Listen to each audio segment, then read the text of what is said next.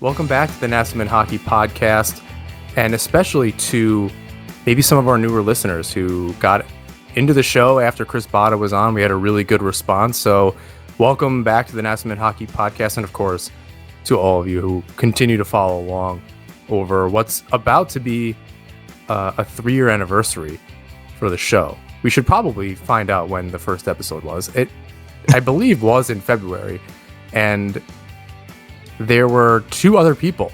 If you go back far enough, there were 2 other people on this show way back when.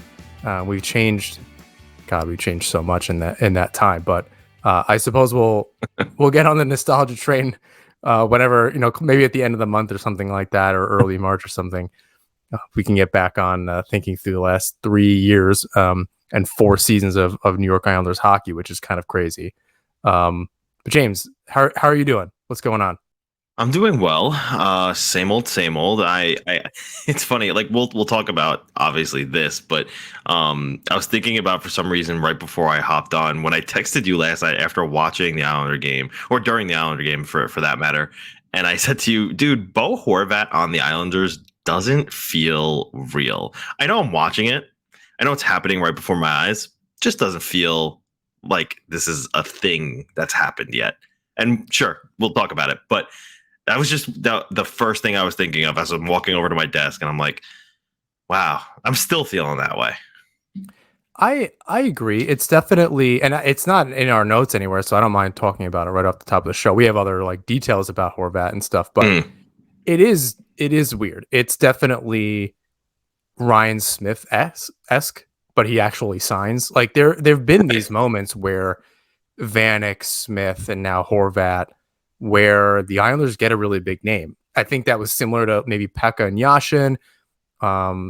Certainly with Osgood, even though I think that there were some issues with him initially coming to the team, and I don't know that he reported right away, and that was a whole thing, because if I'm not mistaken, he was claimed off waivers.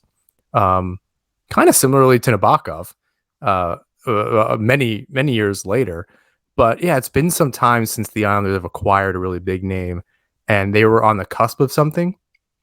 Like it was one of the final pieces. I don't want to say the final piece, and we'll definitely talk about, how many pieces the Islanders are away and continue the conversation about if they make moves. But yeah, I think having the eyes of the league and the media turned on the Islanders for a change in a positive light is a welcome change for sure. With the All-Star break over, Isles return with back-to-back wins, stretching their win streak to 4 games. James, overall, what are your thoughts on the Islanders' 2 wins so far this week? I don't want to think about this as a 4-game win streak necessarily, because they're a different team now. They're fully healthy for the most part, as far as their depth is concerned, and who's really producing. What do you think about this week's 2 wins that the Islanders have? I think the way you started this, that it's an excellent point, right? It feels like 2 different win streaks. The old regime won 2 games, and now the new regime, although it's only one new body, has won 2 games, but they are 2 completely different winning streaks, if you will. The games that they won before, it was like they just escaped with those 2 points. The games this week, and I've said this a couple of times already, maybe it's just a shot in the arm from a new acquisition, and things can die down. Maybe the locker room is on a bit of a high right now, and sure, there is time for these things to slow down, but this week they're a different team with just this one new player, and albeit it's a huge addition, right? Already a 30-goal scorer. He scored his 32nd goal on Tuesday. It's a completely new dynamic for this team now. Like, Barzal's on the wing. He's now got a guy on his line who knows where to be when the puck is on the end of his stick. It's just the rest of the roster is playing with so much more confidence now, and so much more authority, that there's a serious pep in the step of the Islanders right now. Horvat alone has done quite the what's the word? I want to get the word right. He's injected such life into this team that, like I said, the rest of the roster is feeding off of it. And that's great. I don't want to take away from that. It's obviously the biggest factor, but the trickle down has been pretty incredible too. And I'm thinking specifically of the rookies. Like Simon Holmstrom played an excellent game on Tuesday. Yeah, and I Samuel would definitely Bolduc, want to talk about him. yeah, we will A little bit later. This is just the effects. Samuel Bolduc scores his first NHL goal, and he's been playing with such poise. Like the trickle down effect from the acquisition and then the commitment of Bo Horvat has just been otherworldly right now for this team. And what's even better in my opinion, what's even more great and the bigger storyline here for me is how well received he's been. Like the fans have done a really good job of letting him know how gracious they are to have him and how well how loved he is already. So he's felt it, the team has felt it, and everyone is just so excited about this team right now. I absolutely agree. I think your point about the trickle down on the roster and some of that confidence is spot on. And you had mentioned that in the past, and just everyone kind of being in the right place. On top of that, you have guys that are stepping up and down the roster, and it could be some of that confidence. Palmieri came back a few games before the break, and he was playing really well. Defensemen seem to be able to get into the lineup and continue to play well. It doesn't really matter who's out. If Dobson was out, Vermanov was out this week, it seems like anybody can kind of just step in on that side of things, and things may be kind of turning around a little bit for this team. And some of that's going to be Horvat. Some of that's just going to be people maybe just finally settling in. The way that the Islanders play, and you had alluded to this and you spoke about it, maybe with Bada was on or even before that, and something that Friedman said, that this team works so hard for their goals.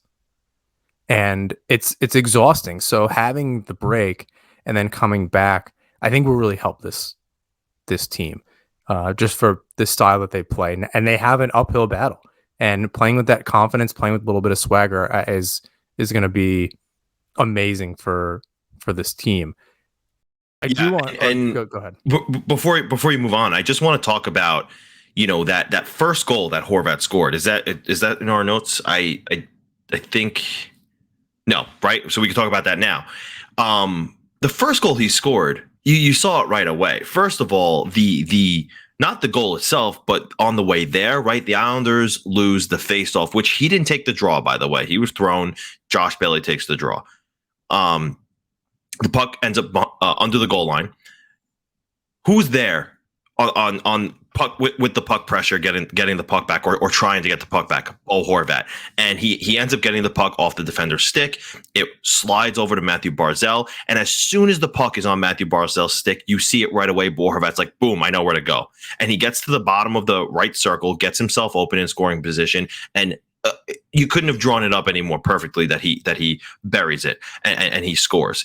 It was just so natural. It was everything so natural that Mathew Barzal would do. It was so natural for Bo Horvat to sit there and say to himself, okay, time for me to score. And he did it.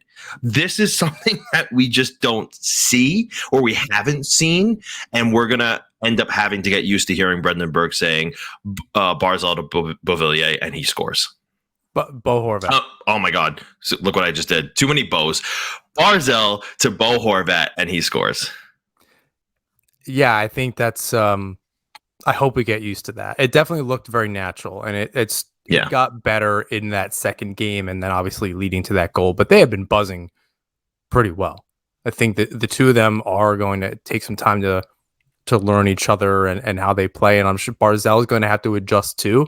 It's not just putting this good player on a line with another good player, and Horvat has to adjust. Like Barzal is going to have to change his game a little bit.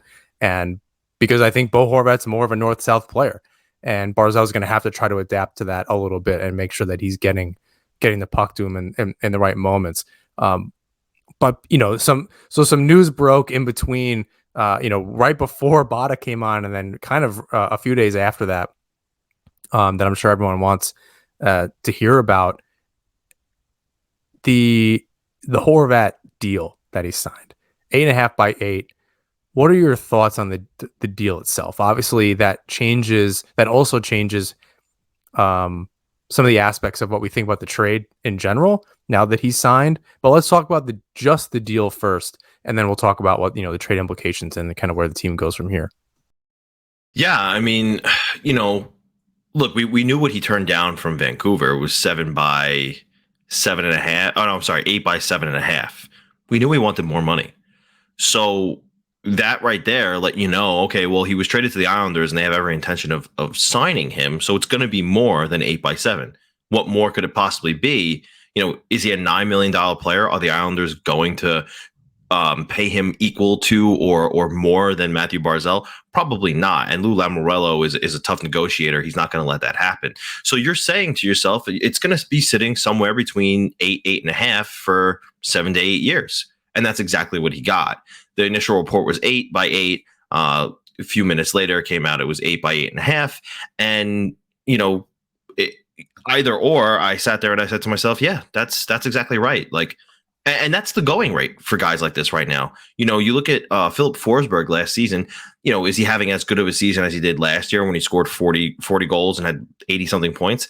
No, not necessarily. Neither are the Nashville Predators. But, that's the going rate for a pending free agent a pending unrestricted free agent who is playing, out of their mind in a contract year.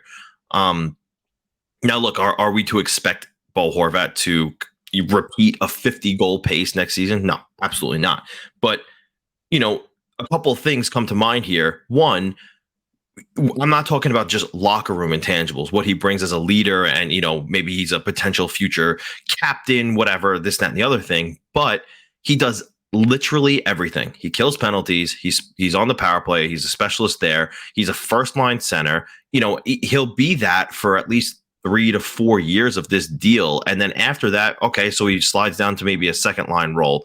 But, he'll be 35 by the time this contract's over. And sure, by the end of it, maybe it's not a contract that you love, but two things. One, that's the cost of getting these guys in their prime. And two, it's not buyout proof. They can buy it out if they really have to. But I don't anticipate with his style of play that he dips off to being this miserable player by year 6, 7, or 8. Not think alongside Barzal. I think that's going to be the big thing here is that Barzal now is somebody that he can also grow with. And the two of them are just going to be a duo moving forward. Right. And that makes the top 6 really strong for the Islanders. And I think the biggest point here too, and a lot of people have said to me, even after I've stated this via Twitter or whatever it be, that's a horrible point. And I don't necessarily agree, but the cap's going up. Whether it's this summer or next summer, the cap is going up by either, $4 or $5 million bucks. So as soon as this summer or the following summer, this $8.5 million deal, it becomes the equivalent of a $6.5 million deal.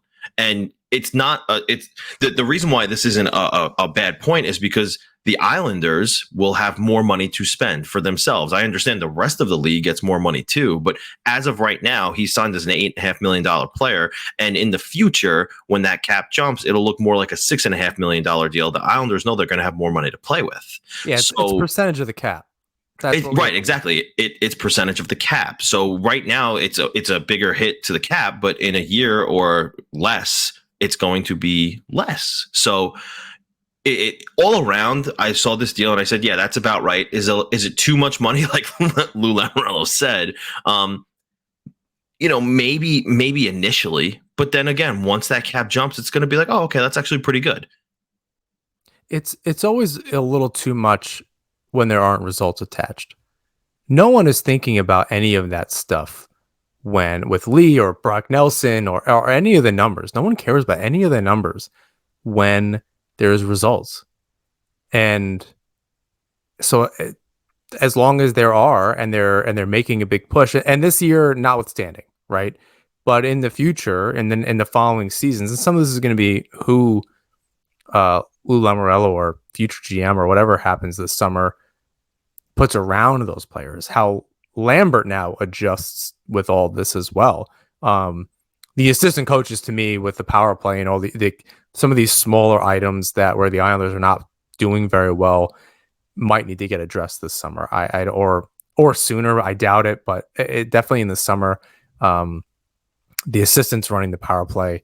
I don't know. That's Doug Hudo or the other guy, but it's whatever it is isn't working. Even with Palmieri finally scored a power play goal the other night off the rush. It wasn't really a power play like a traditional setup, but be that as it may, what do you think of the trade now that he's signed? The Islanders have him for the foreseeable future, knowing what the assets are and really how Ratu's in the AHL for the Canucks, and Beauvillier is I think so far playing okay with the Canucks, and then it's a first round pick. What do you think of the trade now? It's so hard to judge a trade like this so quickly. So I would like to revisit that, and we have to revisit it really in a few years. Like this isn't even like how did it pan out in July? Like no, it's how did it pan out in a few years? Well, if they win, if the Islanders make it to the Eastern Conference Final again, or win the Cup, or make like okay, that's why I say July, and Horvat is a success, right? Essentially. Right. Which is why I say we'd have to look at this in July. And maybe that might even be too soon, but time will tell. We'll see how it unfolds. But initially, now that he's signed, this was a no-brainer, right? Anthony Beauvillier, like you and I have said so many times over and over again, perennial breakout guy, right? He's gonna be a breakout star this year. Never happened. Aturatu, look, he was a gamble from the start, right? He looked real good rising through the ranks of the Islanders. He gets to Vancouver. He's not on the NHL roster there. They want to take their time with him and develop him in the AHL.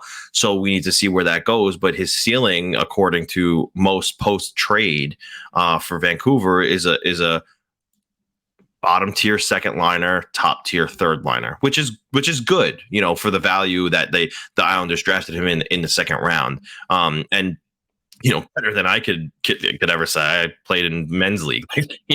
Who am I? But it really boils down to how they utilize that first round draft pick and which year the Canucks get to use it in, right? Because the Islanders have that option. They're anticipating the Canucks getting it this season, right? Because the Islanders want to make the playoffs and they don't believe that they're going to be in a bottom 12 position. But, if they happen to fall off and they don't end up going on that run that we believe that they might go on, then the Islanders get their pick back. So, and this draft is incredible. So, hopefully if they're in the top 12, they draft a stud and they have, another Aturatu in the pipeline. But, maybe he'll be even better because he's a top 12 guy, right?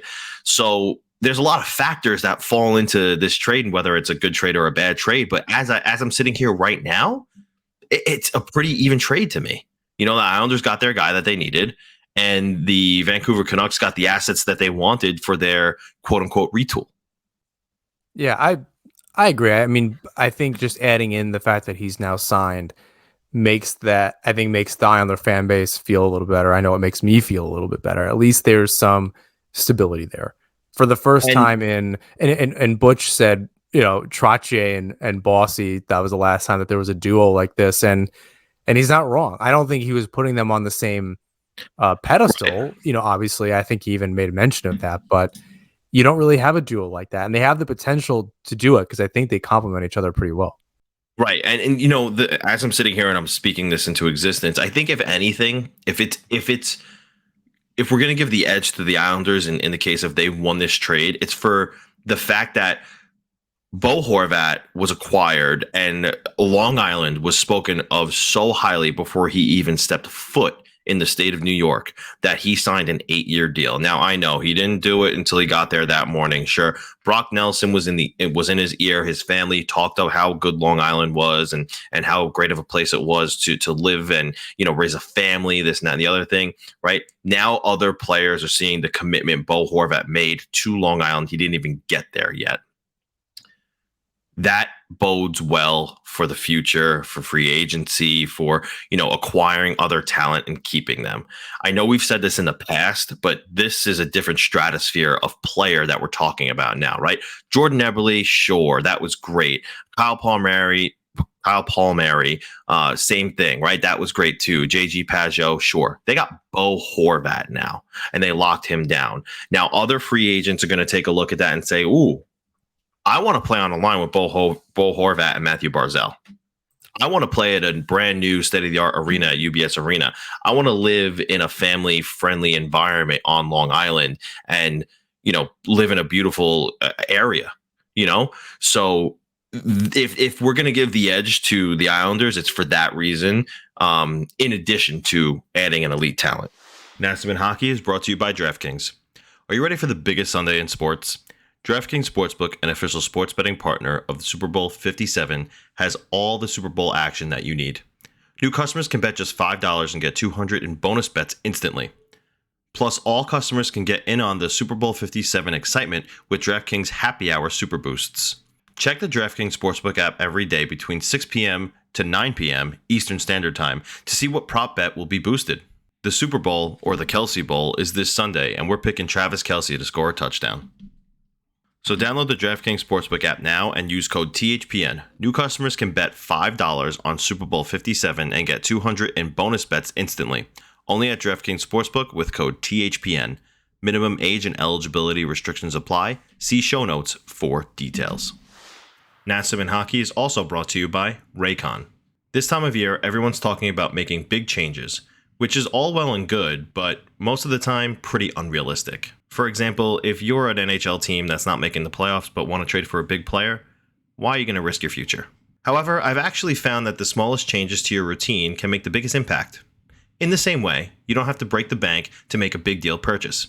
Even the smallest things can be part of a big change if it's something you use every day, like my Raycons. Raycon is premium audio at the perfect price point, so you can build great habits without breaking the bank. Now, whenever I'm cooking my meals, I wear my Raycons, and I have the noise cancellation so that when I'm trying to concentrate on my recipe, I can tune everything out. Whether you're looking for a pair of everyday earbuds, low latency gaming headphones, or a speaker with a battery that will last all night at your next party, Raycon's got you covered. And yep, you guessed it, Raycons start at half the price of other premium audio brands. So you don't have to choose between products. You can get one of each or a pair and a spare and still pay less than you would with other brands. Even if you know you'll love your Raycons as much as I do, Raycon wants to make sure you feel great about your purchase. They offer buy now, pay later options, and every purchase has an easy and free return guarantee. My favorite features on my Raycons are the noise isolation mode like I mentioned earlier, or the awareness mode when you can still listen to your audio and hear everything going on outside of the audio. So you ready to buy something small with a big impact? Go to buyraycon.com/THPN today to get 15% off your Raycon order. That's buyraycon.com/THPN to score 15% off. Buyraycon.com/THPN. So given the team's last 2 wins and seeing how Josh Bailey has played on this line with Bo Horvat and Mathew Barzal, and seeing how well Palmieri's played on a line with Brock Nelson and Anders Leewood, where he's found success in the past, and the three of them seem to work really well together, and that's something that they need. In fact, Brandon Gaines, who I believe is a listener of the show, but big on the fan, always on Twitter, posting pretty good content. He said, though they didn't score yesterday, here's the expected goals and high danger chances for percentage from each of the second liners. Over 70% for Kyle Palmieri and 75%. Anders Lee was 69 and 80, and Brock Nelson was 66 and 80. So they were getting their chances. And now that second line is more solidified, what do the Islanders need to add a player there? Is Bailey looked okay? There's obviously a gap there. And you can almost throw anybody there. And I say almost because, again, Bailey was okay. Are they still going to be looking to add some type of winger, and or does Holmstrom get a shot because he's playing well? But is he playing well because he's on that line? And I think those are important caveats. I don't like when the Islanders this season have said, oh, okay, this player is playing well or this player isn't playing well, and they just swap wingers and then they don't find success. But they were playing well on the previous line. So I don't know what the answer is. That fourth line is great. Fashion is fantastic. Holmstrom's playing well on that other line. He scored last night. Yeah. On Tuesday. What do you make of this first line? Is Bailey just kind of holding on for dear life, and is he a candidate to either sit or get pushed down if Lou makes a move? And do they need to do that? Yeah, I'd be fascinated to see what the deployment is if they do acquire somebody, but I think that they should. I don't think Josh Bailey is the answer for that first line. And it's funny because, today Elliot Friedman said that, Lou Lamoriello is going to assess his roster over the next 5 to 6 games, see what direction, they're going to go in, depending on how well they play. Are they making progress in the standings? Are they falling in the standings? Has the magic run dry for the rest of this season? Are they going to buy? Or are they going to sell at the deadline? It depends on how they do. But the majority, including myself, believe that they need to add if they're going to go on this run. I don't know what it's going to take to acquire certain players. I don't know how well established of a player they can acquire with what assets they have left, but I don't think Lamoriello is afraid to deal what they have left. If it takes a second round pick and a prospect that, it isn't really proven, although one of their more highly touted ones, then he's probably going to pull that trigger if he really believes this roster can win. Is that Bolduc? I don't know. I feel like he's played his way into being a regular at this point. I don't know if he's actually going to see the AHL again. Well, it could be, and we're jumping a little ahead here, but maybe the second half of the show kind of gets mushed together here. I think the forward depth is definitely an issue. It's shown by we're talking about that right now, and Bailey and so on. The defensive depth is good, but does it mean that you can move a veteran? And that veteran, as you've said a couple of times, maybe Mayfield. Now, I don't particularly like that in the season when they're starting to play well. I don't know that you move a roster player necessarily. Like Bavillier for Horvat and 2 other things is fine, right? You can figure that out. The offense wasn't working. The defense seems to be okay. They do seem clumsy at times and unable to kind of get it together, but they have lately looked much better. And the youngsters look better, right? So something is starting to click. And maybe it just took a little bit longer to grasp the new concepts from Lambert, and maybe some of the younger players or the newer players just had an easier time overall. So we've seen some success there. They do have some depth. I prefer to not move any of the young guys. So that's why I look to somebody like Mayfield, even if I don't like it, right? Because you can get an asset for him and then flip the asset for something. Right. Now, and that's the thing. I don't know what forwards are even available for the Islanders at that tier, right? You're not looking for tier 1 forward. You're kind of looking for somebody a little bit, maybe a second or maybe a good second line winger that would complement those two down the line. I don't really know what those kind of players look like right now and how much they would cost at all.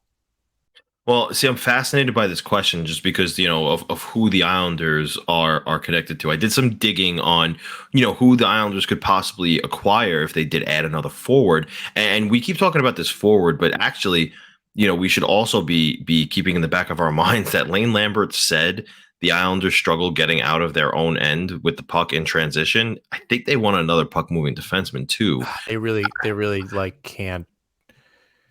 It's the forward group. They have the depth on D. I hear you. I'm just saying what's been. I know. I'm arguing with you as Lambert, but it's clearly not it, right? Like this team. If this is the team that started the season with the swagger and Horvat and whatever, this looks a lot. This has the energy of those 2 teams that went to back-to-back Eastern Conference finals. Right? I don't know. And that's where and what was missing then? A goal scorer. Like a winger. And yes, is it better now? 100%.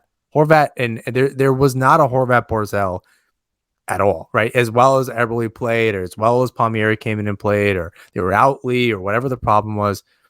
It's very clearly just making sure the forwards are that there's depth there, right? If Bailey comes in for a couple of games because somebody's banged up on a playoff run, that's a completely different story. Right. So you like be using him and deploying him in the role that he's in now is crazy to me. Like I don't fully understand. Now Lambert isn't the person that makes these decisions. He's dealing with the players he has, and the only other player on the NHL roster right now that can be used is Ross Johnson. So you don't have an Oliver Wahlstrom, who Kurz reported had a very big brace on his left knee. Is that what I wrote? Yeah, and there's like a rumor going around that he tore his ACL and he's already had surgery on it. Yeah, so whatever the actual issue is, you need somebody like Wahlstrom that has the potential, and maybe not somebody so young because maybe that costs you more money, but somebody that just like has the potential to really thrive on that line. And I really don't know what it costs. It can't be a defender. And Friedman said as much too on the show. Maybe even Merrick, as they were kind of talking about that in the last couple weeks with Horvat coming to the island. So I don't know. I know they struggle with that, but they look much better this week.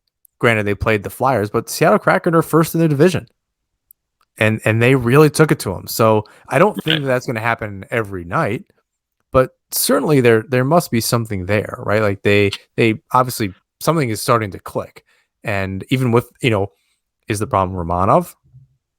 Because they looked pretty good yesterday.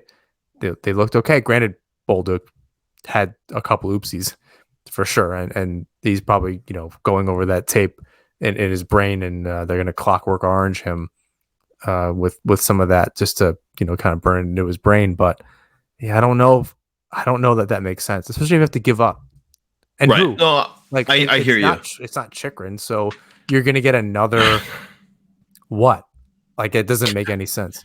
Right. I hear you, and like I said, I'm just saying what I've heard and everything. But to answer your initial question, who can they add? Right. I think of immediately for me, I think of the second tier guys like an Ivan Barbashev, who I've heard, the Islanders have poked around on, and he's a 60-point guy last year, but he's on the outs in St. Louis.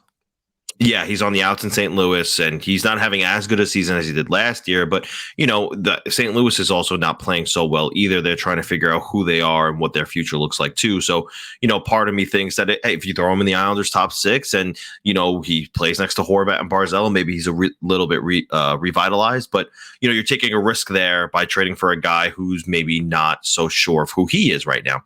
Yeah, and he played 12 playoff games last year, no goals, 2 assists. He had 26 goals in the regular season. Yeah. First time getting over 14 goals. He's a UFA at the end of the season.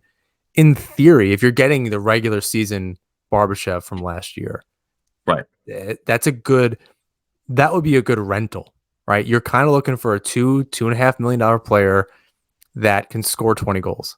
Like that's kind of who we're looking at. The thing I keep coming back to is, and I said this last week, and you kind of were like, that's too much. But I've thought about it a little more, and I've heard murmurs about it. I think it's possible if it ends up happening, or if something comes to fruition. I think Vladimir Tarasenko is still a legitimate possibility. Oh, I did not think you were going to say that. Also, no. Who did you think I was going to say? Timo Meier? No, I thought you were talking about Vrana. Oh, well, okay. I've mentioned him too, who our good buddy Nick Alberga has said that he's on the outs with the Detroit Red Wings. And he, according to a person I spoke to about Jacob Vrana, because I inquired about this, I said, is it a character issue or is he in a good space? And I'm told he's in a good space. He's a well-liked person in the where is he? Grand Rapids locker room. He's a well-liked person in the Grand Rapids locker room. It's just a matter of a different direction that the Detroit Red Wings are trying to go in that doesn't involve him, which is a shame because I think that he's an excellent player. He has had some health issues in the past. Maybe it had to do with the issues that he was going through that he has now seemingly resolved. As far as I'm told, that wouldn't be a bad idea in my opinion. But I wasn't going there. I'm going Vladimir Tarasenko because a couple things. One, the Blues are open to trading him. 2, he hasn't rescinded that trade request still. 3, he controls his own fate. He has that no trade clause. If he doesn't want to go somewhere, the Blues are going to say, listen, we're sending you to Winnipeg. And he goes, I don't want to deal with that. I don't want to go to the cold weather. I don't want to go there. And now they're not going to get anything for him. Well, if they turn around and they say, okay, the Islanders made an offer. Here's, it wasn't anything great, but this is what they offered. And we have to get something for this guy because he's about to walk in unrestricted free agency. They can get him on the cheap. And they can afford his contract right now. Because by the deadline, they're going to have accrued, I think, almost close to $9 million in deadline cap space. So, and look, whether it's a rental or not depends on the cost. Could you imagine Tarasenko, Horvat, and Barzal? Oh yeah, I mean, I think at that point, they're a legitimate contender for sure. They have a lot of work to do the rest of this season, but in the future, for sure, that's formidable. I don't know how long you sign somebody like that for. And maybe for this season, you can get the Blues to retain something. It's still going to take a little bit to get. Like, even if he's 31 years old, I believe he's 31 years old. Or going on 32. Yeah, he's a 91. He's 31 years old. He just turned 31. I mean, he's only got 10 goals, 29 points in 38 games this season. And the last few years have been tough for him. Some injuries, as you mentioned. Yeah, I'm just not totally sure. I think the juice would be worth the squeeze in the short term, but you can't. The Islanders roster is just already so old. Like, do you add another 31-year-old? Like, and you can't just say like, oh, well, you're gonna hopefully either buy out or Josh Bailey's gonna go somewhere after this season. That doesn't really help, right? This team average forward age right now is 29.8. You're gonna add somebody like Tarasenko.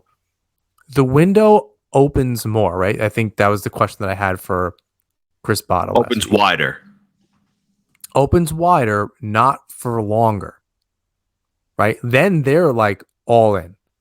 They're late stage, those Penguin teams and the Capitals and the Blues a few years ago, like they're late stage that type of team.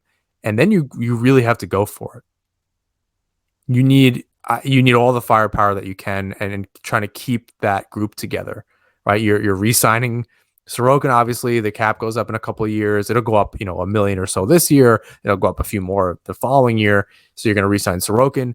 You really need a good backup. Like if you're going in on it, you're going in. I think that's tough. If they win a cup in 2 seasons, you're not going to find a complaint from me. You went all in. If they fall off after that, not like Patrick Waugh, where he has 2 Stanley Cup rings in his ears and he can't hear. The one will be fine. I think that'll be enough to keep on their fans happy after a long drought of getting to the Stanley Cup final. Although we've had some recent success. So I don't really know what the other options are. I don't know what that looks like. Now we have somebody we can picture now that Barzal's on the wing, and I don't think many people thought about that in the past few years, right? It was always who's the winger for Barzal. And now that when this kind of came up and he played with Nelson and they were playing well, it was interesting. It was something a little bit different. You're like, oh, okay. I mean, now that doubles who we can look for, right? It's not just a winger, and it's not just a righty winger to play with Barzal. Now it could be anybody, and it can be kind of any center that's really good. So it added another 30% of the league of the top centers in the league to play with the Islanders. So now the question is, who complements both of these players, and how might that work out as far as a trade is? I think the good news is, and we touched on this a little bit, players like Simon Holmstrom are playing really, really well. Samuel Bolduc coming in and playing really well. That defensive depth is fantastic. Palmieri, I'm thrilled to death. It's weird to think, kind of as you said, you can't really understand Horvat being on this roster. They also have Palmieri. right? He's only been on the team for a few years, and he was the other big trade target a few years ago. So Lou has kind of knocked it out of the park as far as around trade deadline deals, and kind of adding to this roster in the season. He's obviously struck out in the offseason, but as I mentioned a couple weeks ago, if his goal was to wait until now that was a bold move because they may miss the playoffs, and that's silly. But whatever happened to the JT Miller deal, thank God that's not how it worked out. Horvat over Miller all day. And whatever did or didn't happen with Goudreau, whatever did or didn't happen with Kadri, I think fans would say, okay, you waited for Horvat and that's the thing, but now you really got to go for it. The roster is just so much better today than it was 2 weeks ago with the addition of one player and everyone else stepping up. I did want to get your thoughts, thinking about assets, thinking about further trades, trying to get this team into the playoffs. You've talked about Mayfield. I don't know that I love that. I think even less than that is Semyon Varlamov. And one of my former colleagues and writers at the Hockey Writers just put out an article about why they should trade Varlamov. Now, if you go back into the archives, I wrote about a number of times why they should not do that, especially this season, right? And I didn't even write about it this season. It was in previous season. And in fact, I think it was last year at this time why they shouldn't have done that. And look at them now. They're middling, but not because of either of the goalies. Varlamov's turned it around. He has a winning record. He has great numbers. Like, that's obviously a good move. Skarek isn't ready. This is good that he's at least here now. However, thinking about what the rest of the season is and what it might take to get another player. Now, Varlamov's a UFA at the end of this season. And he has a $5 million cap hit. Is he even an asset? In so much as you're not trading Varlamov for Tarasenko. You're not trading Varlamov for even maybe a second pair defenseman that's good, like a real good top four. Like, if you're going to trade a Varlamov, what does that even mean? Like, what do you yield on the other side of that? You're only getting high draft picks and prospects, good prospects for Varlamov. And yeah, maybe you flip them. If you get multiple pieces, maybe you keep one, flip the other. I think it's all a moot point, honestly. I think that Lamoriello has made it clear from his first day as a general manager that he likes to build from his net out. He wants to have a well-established net. And I understand you can get a lot for Semyon Varlamov, but this team, if they make the playoffs or not this season, is planning on having a big summer and coming back with a vengeance next year anyway. And I think that Lou Lamoriello wants Semyon Varlamov. We can talk about Mayfield in a second, but I think Lou Lamoriello wants Semyon Varlamov as part of that plan. My opinion, he comes back in the summer, or he re-signs before having to even come back from anywhere for 50% of what he's making now, right? Well, I don't know how many years. Maybe it'll be 2 or 3. I feel like 3 is too much.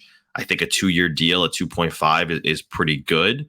I think by the time that's over, he'll be 36, maybe going on 37. I think that's a good number. I think that you're already waning him off of of playing so many games, right? Sorokin can play the lion's share of those games.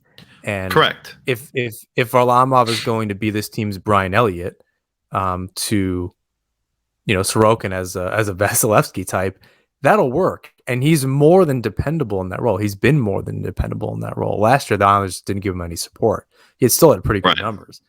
But there's no reason, if you're going to limit his playing time, that's fine.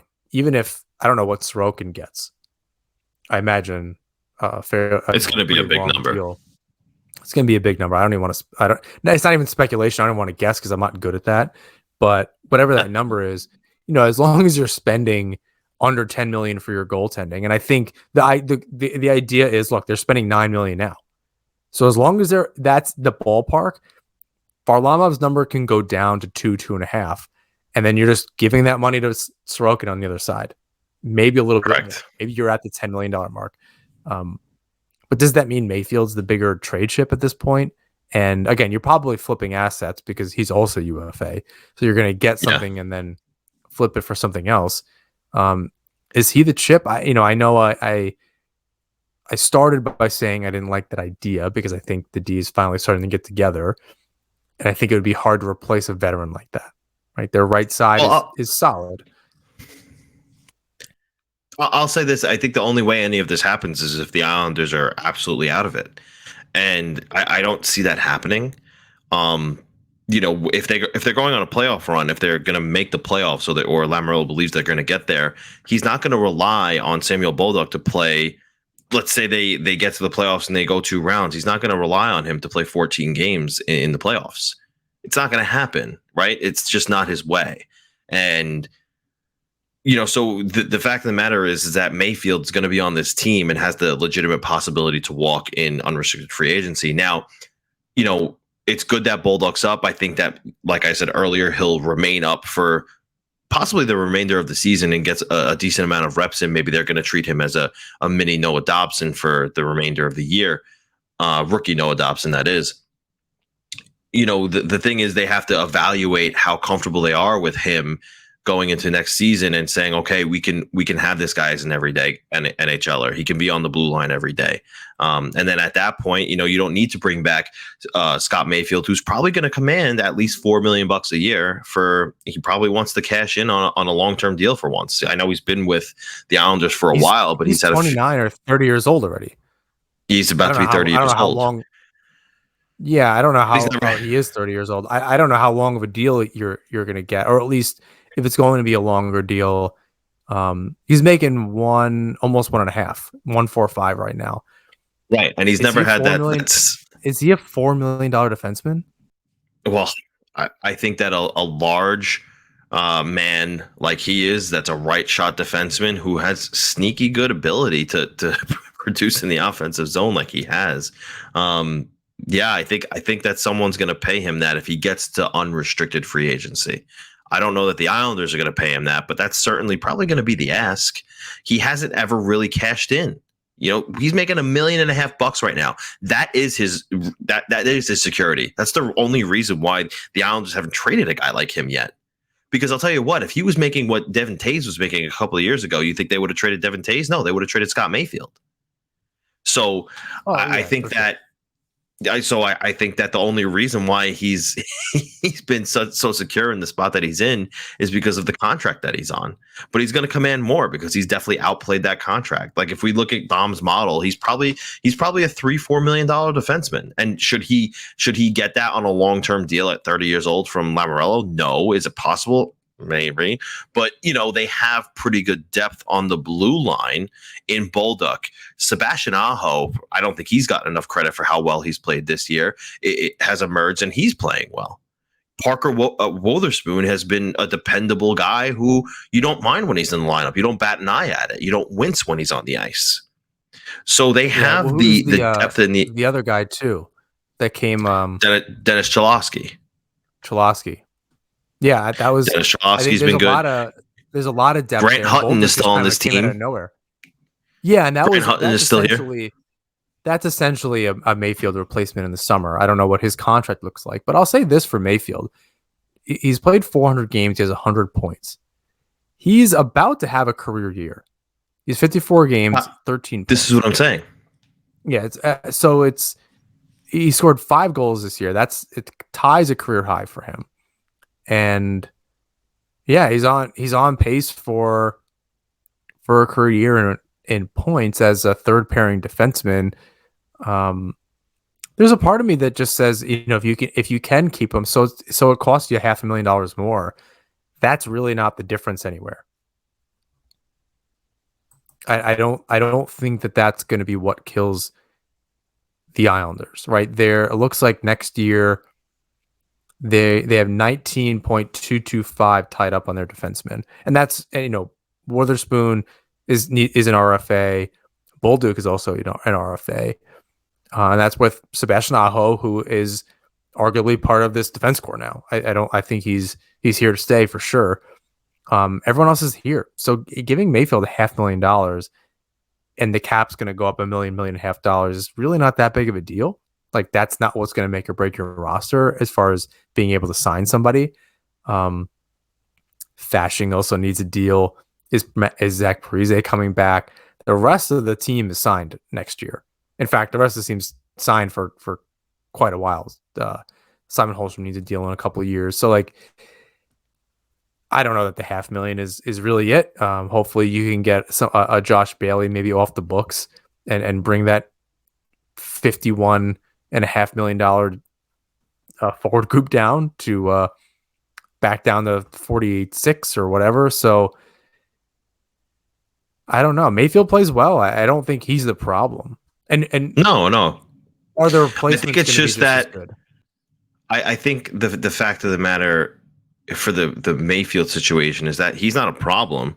It's nothing like that. It's just that they might have in the system guys who are already under contract who are able to slide into that fifth defensive slot, not have to use the money they would need to resign him and allocate it elsewhere where there's a need, right? Like we're talking about here, what are the Islanders going to do at the deadline? Are they going to, acquire a big name scorer to fill the top six, to fill out, or to move Josh Bailey out of there?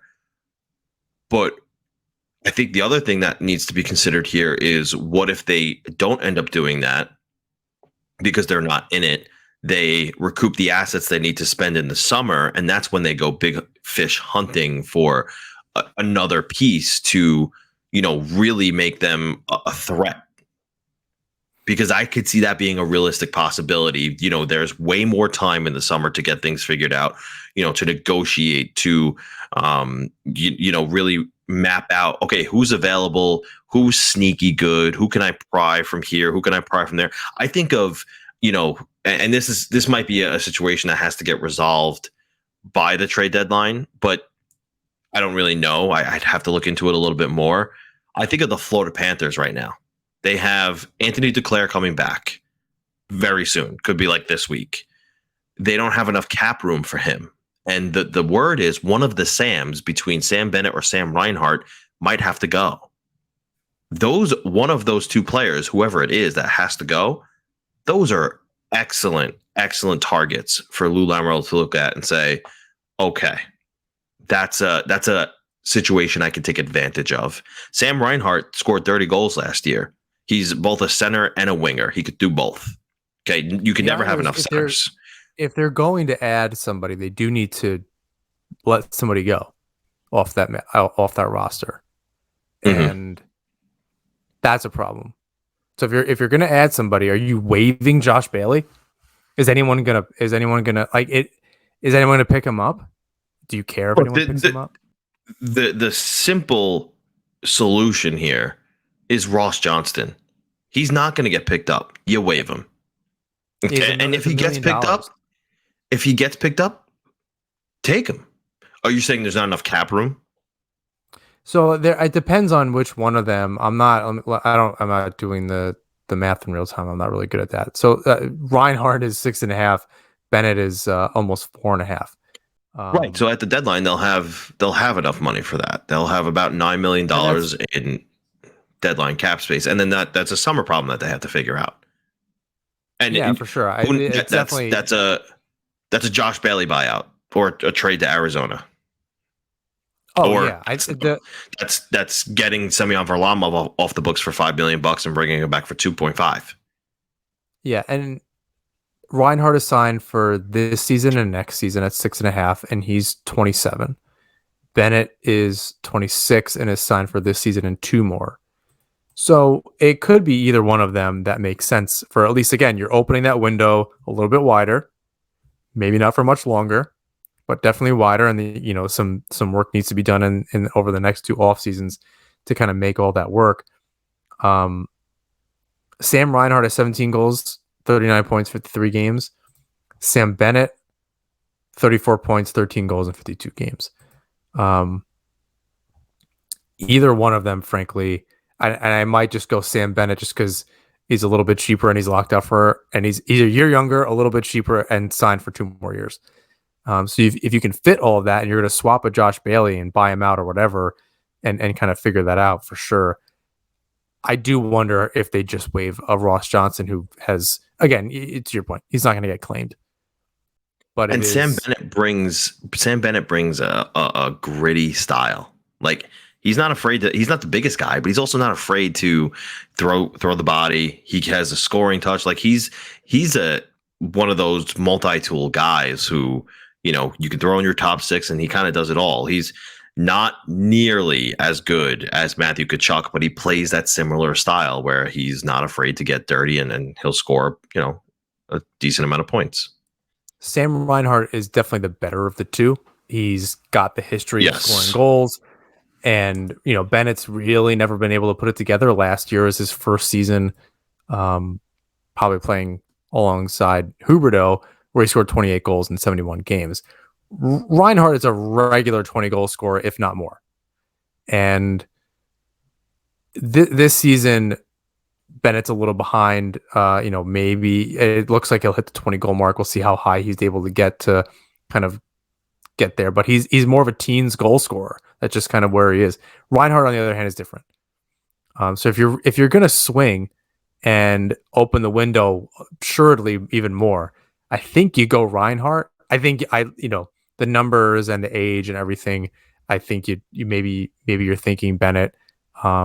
Maybe it's just how they fit into the roster or whatever, but it could be either one of them. We have a little bit of a shorter show today, so any last thoughts? Unfortunately, I have to get to something soon, and I don't want to be late, even though it's at this desk. Any other last thoughts? Tonight's matchup against the Vancouver Canucks is going to be a little emotional. Anthony Beauvillier returns to UBS Arena for the first time as a member of a new team. Bo Horvat faces his former squad. He used to be the captain for the first time ever. So that'll be fun to view. The Islanders have a pretty good stretch for the next 3 games where they could collect 6 points, and that could really, I think they jumped yesterday after their win from like 19% chance to make the playoffs to like 33 by just that one win. They need to beat Washington the next 2 or 3 times that they're playing them. I think it's only 2 more times. They play really Pittsburgh twice in the next, and they play Pittsburgh 6 twice, games. But they have so many more games in hand on the Islanders. Yes, they need to beat them because at the end of the day, that'll help somewhere. But Buffalo and Washington are in the Islanders' kind of stratosphere right now. The Penguins and their games in hand will be nice to catch if they're able to do that, but they can't control that. These games against, I don't know if they play Buffalo at all, but again, they play, I think they do play Washington at least twice more. Those are going to be tough games. But definitely, it's early for scoreboard watching, but the Islanders kind of put themselves in a position where we kind of have to do that at the beginning of February before the trade deadline. Again, if Lamo's going to make a move, you had said that deadline is kind of next week. And now that's still next week for another move if they're really going to take that next step. And as you said, they can collect another 6 points and put the pressure on some of those other teams. I think they're deeper, or at least just as good as a Washington right now or a Pittsburgh. They definitely have better goaltending. They definitely have better defense. The other factors that Washington and Pittsburgh have are the Crosby, the Malkins, the Ovechkins, and some of those players and the Letangs, where the Islanders don't have quite that caliber. But adding Horvat and having Barzal and having Sorokin and having a Dobson, it's certainly not that level, but as a team with Palmieri stepping up, is Holmstrom going to score some goals? Can he hit the 10 mark the rest of the season? That's really good. So if they're going to turn it on, now's the time. And by next week, we'll have a very different picture of where this New York Islanders team is in terms of the playoff race. I'd say that the 3 Canadian teams they're playing in the next 3 games, they should collect 6 points. Fingers crossed. Please rate, review, subscribe. Please rate, review, subscribe wherever you listen or watch the show. You can follow us on Twitter, Instagram, and YouTube at Esman Hockey. Don't laugh at me. You can find James' work at the Fourth Period, and you can make sure to sign up for Isles Fix, an excellent curated Islanders newsletter that comes out daily that Mr. Nichols and Mr. Buono work on tirelessly. It's great. Make sure you sign up for that. James, bring us home. Until next time, all. Let's go Islanders.